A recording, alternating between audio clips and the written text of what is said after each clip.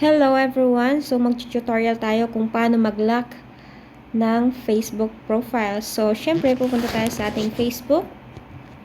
Ayan. And then merong tatlong line dito sa may taas. Katabi ng bell. Okay. Pindutin lang natin. Ayan. And then dito sa ating pangalan. Ayan. And then merong tatlong dot dito sa may gilid. Eto, ayan. So, nandyan po yung lock profile. Mababasa nyo po dyan. And then, pagkakaalam ko po ay wala pong lock profile na option dyan kung kayo po ay naka-professional mode. So, hindi po ako naka-professional mode. So, meron po akong option na lock profile. Eto po siya. And then, ayan na po. Lock your profile. Nandito po sa baba yung color blue.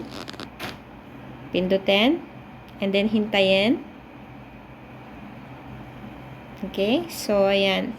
Okay lang natin to, you lock your profile. And that's it. Nakalock na po ang ating profile. So, sana po nakatulong.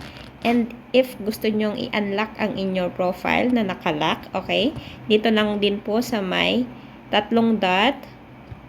Ayan. And then, nandyan po yung unlock profile. Ayan, unlock po natin, ano?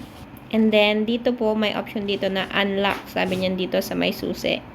Susi, it's a padlock, okay? Dito. Ayan. And then, unlock your profile dito sa may baba. Hintayin ulit natin. So, ito ay tutorial pala ng how to lock and unlock your profile. Okay lang natin. And that's it. Naka-unlock na po. So, sana po nakatulong. And bye-bye. Thank you for watching.